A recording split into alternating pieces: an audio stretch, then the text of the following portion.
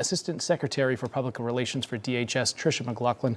Great to have you here. What do you make of the imagery that we've been seeing here coming out of these riots across the country? And do you think that they'll continue to escalate? Or now that we've seen what's happened in Los Angeles with the National Guard there, do you think that this might start to tame down?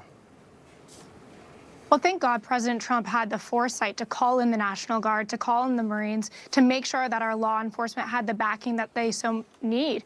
I mean, they had Molotov cocktails being thrown at them. They were being pummeled by rocks. Small businesses around Los Angeles has been looted. So President Trump saw what happened in 2020, and he said this is not going to happen again in 2025 with our great cities being burned. But I think Americans can be incredibly proud of our law enforcement in the face of taunting, in the face of assault, in the face of hatred. They have stood with such dignity and patriotism and professionalism. And we do pray for peace, but we don't just pray, we take action, and we're making sure that there's law enforcement on the ground who can get things underway and make sure that Los Angeles is peaceful and there's proper protesting, not riots. Yeah. And to our understanding, Tricia, the role of ICE is not stopping anytime soon. Again, still, despite the protests taking place, going after those in the country illegally, especially those who have committed criminal acts on American soil.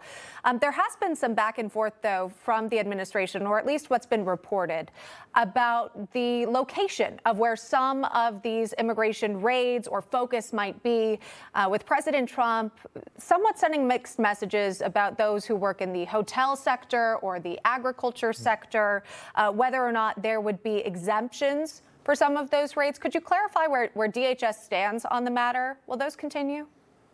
So worksite operations are very much a cornerstone of our enforcement operations. Oftentimes, these work sites are hubs for drug trafficking, for human trafficking, for labor trafficking. Actually, it was just an operation in Los Angeles that picked up some drug traffickers at a work site. So this is places where we do find the worst of the worst, these criminal illegal aliens that the president has a mandate to get off of American streets. So we will continue to do that. We'll continue to primarily target these violent criminal aliens. But criminal aliens in this country should know there's no safe haven for them. There's no safe harbor, whether it be a church or a courthouse or a work site. We will come for you. We will arrest you. And will be deported. And President Trump, I mean, he ran on this. This was part of his campaign. He was elected on this.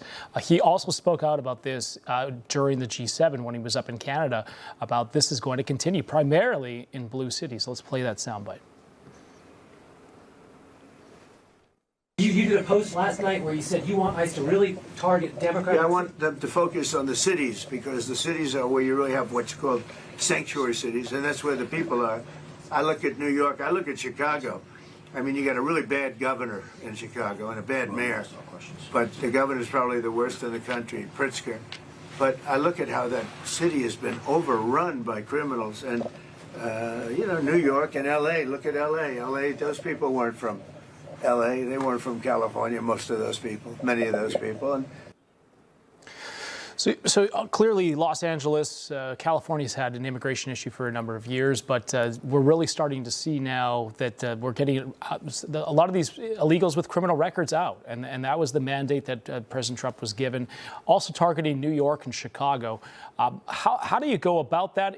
Where do you start? Is it the ones that we already know have the records, the criminal records that are considered the most heinous criminals?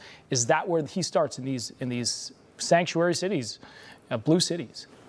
Well, absolutely. And the president's completely correct. And he doubled down. We're not going to be deterred, and we're going to keep on going after the worst of the worst. We have a fantastic U.S. attorney out of Los Angeles, and what he's been doing is getting warrants for those individuals who either have prior convictions or who have previously been deported and come back into the country, which is a felony. So we're making sure, despite these sanctuary city policies, we're still getting criminal illegal aliens out of the country. And I think it's worth noting that when these politicians on the left, Gavin Newsom, Karen Bass, J.B. Pritzker, when they tell illegal aliens, hey, we won't arrest you, we have sanctuary city policies, then you become a haven for the worst of the worst among us, for child rapists, for convicted murderers, for child abusers. And so that we're sending a message, hey, we're not going to be deterred by sanctuary city policies.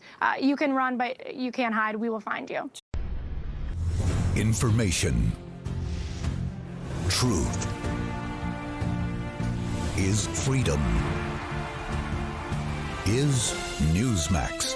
It's real news for real people.